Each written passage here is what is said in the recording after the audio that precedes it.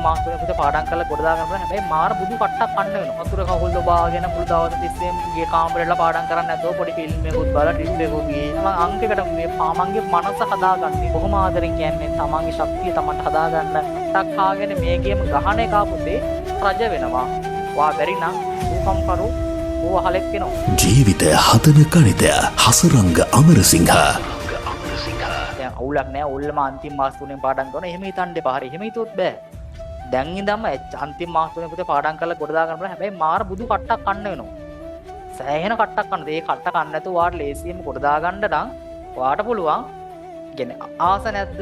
අර වතුර කකුල් දබාගෙන මුළු දවස් තිස්සේම ගේ කාමරේලා පාඩම් කරන්නේ නැතුව පොඩි ෆිල්ම් එකකුත් බලලා ට්‍රිප් එකකුත් ගිහිල්ලා වා පොඩි ජොලියකුත් දාලා හරි ලස්සනට ඒ නමයක් දාගෙන ආස නැද්ද කියන්නේ. ඉතින් ඒ ප්ලෑන් එකකට යන්න පුළුවන් හරියට ටයිම් එක මැනේජ් කර ගන්නවා. දැන් මම කියන විදිහට වා පාඩම් කරා නම් පුංචි දෙයක් කිව්ව පාඩම් කරන්න ඔය විදිහට පාඩම් ගන්න පුළුවන් නම් පැයයි පාඩම් කරන්නේ. හැබැයි පැය 5ක් 6ක් වා පොතේ ඉන්නවා. අනිත් වෙලාව වල ඕන දෙයක් කරන්න පුළුවන්. යාළුවෝ ආශ්‍රය කරන්න පුළුවන්, කන්න බොන්න පුළුවන්, හැමදේම කරන්න පුළුවන්. හැබැයි ඔයාගේ ඔළුවේ වැඩ කරනවා අරදේ. මනසත් එක්කමයි පුතේ මේ වැඩේ කරන්නේ. ඒක තමයි මම අංකයකට කිව්වේ. පාමන්ගේ මනස හදාගන්න, නිරවුල් කරගන්න මනස අර දේවල් ටික කරලා. ඊට පස්සේ ඔළුවෙන් ගේම ගහන්න හැමතිස්සෙම මේ ගේම ගහන්න පුළුවන් පුතේ. මොන දේ කවුරු නැති වුණත් Tamanට ශක්තිය තියෙනවා කරන්න, උත්සාහය තියෙනවා නම් අංක එකට ඕක හදාගන්න මේ ගේම ගහන්න පුළුවන්. වාට පට්ටම ලේසි මේක කරන්න බැරි නැහැ. අනිවාර්යෙන් ඒ නම එකට යන්න පුළුවන්. ඔයාගේ ලකුණු කොතන මොන තැනක ලකුණු මොන මට්ටමක ඉඳපු ළමෙක් වුණත් වාට මාස 6ක කාලයක් දිනවා මේක කරලා වාගේ අයියලක් හදලා බිඳුවේ ඉඳලා ගොඩ දාලා ගොඩ ගිහින් මේ ප්‍රෝග්‍රෑම් හැදුන් නිසා තමයි මම ඔයාලට කියන්නේ මේක කරන්න පුළුවන් හරිම සරල දෙයක් තියෙන්නේ. අංකයක තමන්ගේ ඔළුව හදාගන්න, තමන්ගේ ශක්තිය තමන්ට එකතු කරගන්න. එකතු කරගත්තට පස්සේ මේවා නිකම්ම හරියනවා. පාඩම් කරනකොට ඔළුව රිදෙනවා එක හොඳයි. ඇත්තටම ඔළුව රිදෙනවා කියලා කියන්නේ වෙන කොහේ හරි රිදෙන්නේ නැතුව ඔළුව රිදෙන එක හොඳයි. මොකද වෙන කොහේ හරි රිදෙනවා නම් ඔයාගේ මොලේ තියෙන එහෙනේ.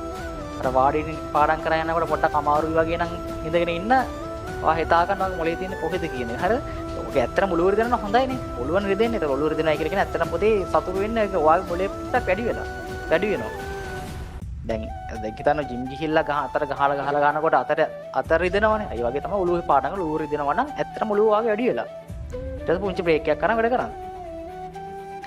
10 වසර පාඩම් ටික පුතේ දැන් කවර් කරගන්න තියෙන එකම දේ පේපර්ස් කරන එක.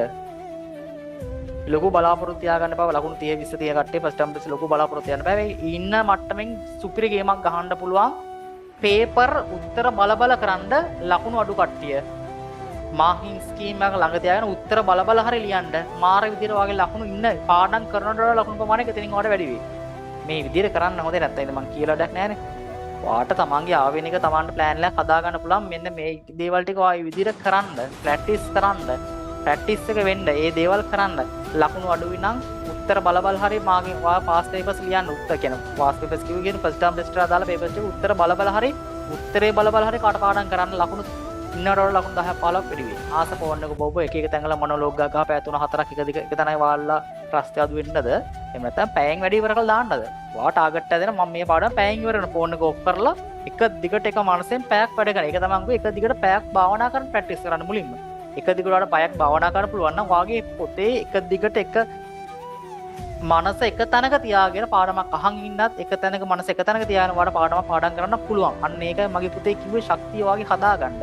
තමන්ගේ තියෙන දේවල් ටික හදාගන්න. තමන්ට මේ ගේම ගහන්න පුළුවන්. අනිත් කිසිම වැල් බයිලා වැඩක් නැහැ.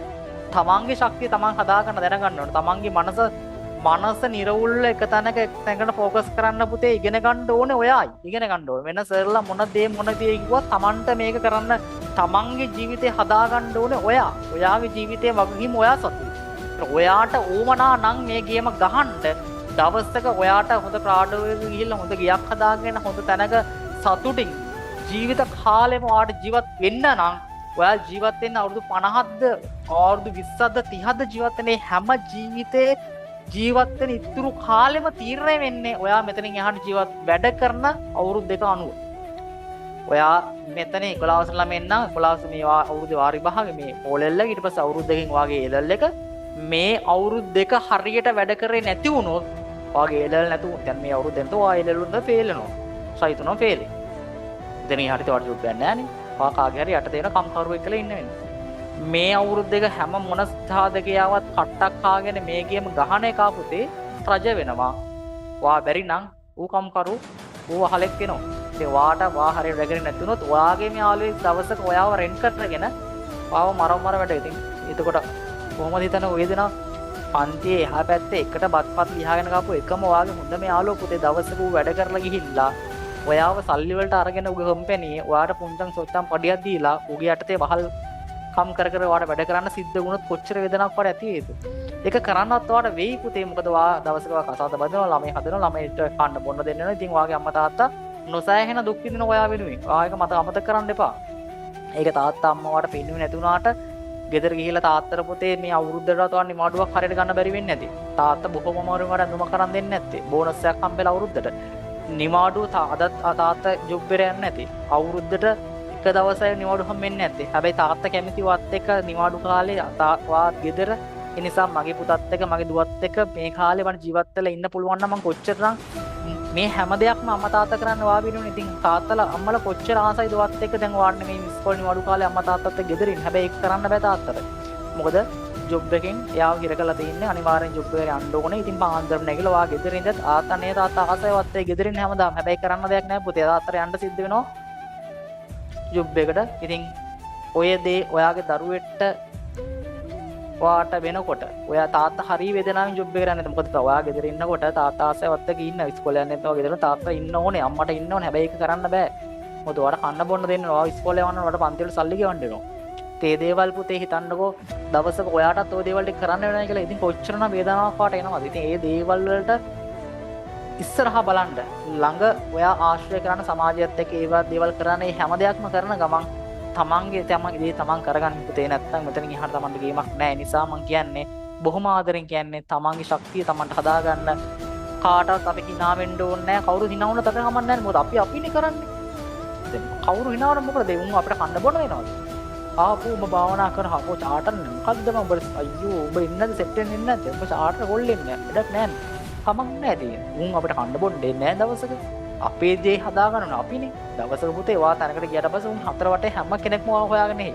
ඊට පස්සේ වාට ප්‍රශංසාත් කරා. මෙහෙම කොල්ලෙද්ද මේ වගේ තැනකට ගියාලා දන්නේ අපි මෙතනට එන්න කොච්චරනම් කට්ටක් කාලා ආවද කියන එක. ඒ නිසා මම කියන්නේ මේ ගේම ගහපල්ලා මේක කරන්න පුළුවන්.